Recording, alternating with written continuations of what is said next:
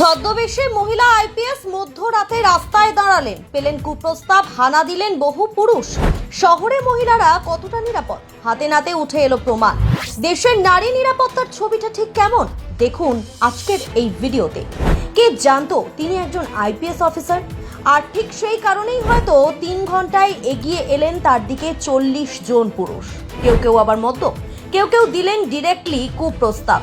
চাঞ্চল্যকর এই ঘটনা কিন্তু আমাদের দেশের, যে দেশে নারী নিরাপত্তা নিয়ে চারিদিকে এত প্রচার, এত প্রকল্প, সেই নারী নিরাপত্তার এই ছবি।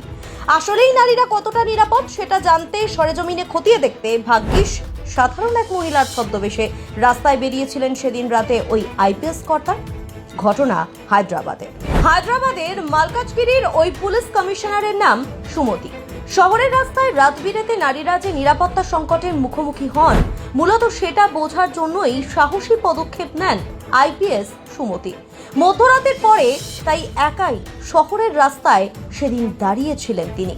তারপর তার সাথে যা হলো তাতে এই মুহূর্তে ওই ঘটনাকে কেন্দ্র করে গোটা দেশ জুড়ে হইচই পড়ে গেছে।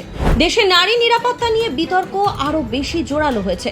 আরো অবাক হবেন এটা শোনার পর যে সেই রাতে আইপিএস কর্তা সুমতির দিকে যে পুরুষরা এগিয়ে এসেছিলেন তারা কারা। সংবাদ মাধ্যমের রিপোর্ট বলছে ওই আইপিএস সেদিন একজন সাধারণ নারীর বেশে রাস্তার উপর দাঁড়িয়েছিলেন। ছিল না কোনো পুলিশি প্রহরা বা নিরাপত্তা। রাত 12:30 থেকে 3:30 পর্যন্ত মালকাজগিরি থানার কাছের একটা বাস স্ট্যান্ডে একা দাঁড়িয়েছিলেন তিনি। সেই 3 ঘন্টাতেই ঘটে গেছে অনেক কিছু। 40 জন পুরুষের মধ্যে অনেকেই সেদিন রাতে তার সঙ্গে কথা বলার চেষ্টা করেন। যারা কুপ্রস্তাব দিয়েছিলেন তাদের অধিকাংশই ছিলেন তরুণ। অবাক করা বিষয় হলো তাদের মধ্যে কয়েকজন আবার ছাত্র, কারণ তারা কেউ ঘুণাক্ষরেও টের পাননি আসলে কোনো সাধারণ মহিলা নন, বরং দাঁড়িয়ে রয়েছেন একজন আইপিএস অফিসার।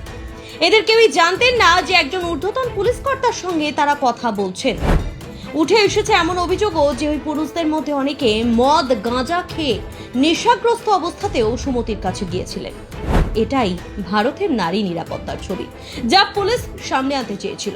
পুলিশ সূত্রে খবর, শুধুমাত্র অভিযোগের উপর নির্ভর না করে বাস্তব পরিস্থিতি কি সেটা জানতে এবং বুঝতে এটা করা হয়েছিল।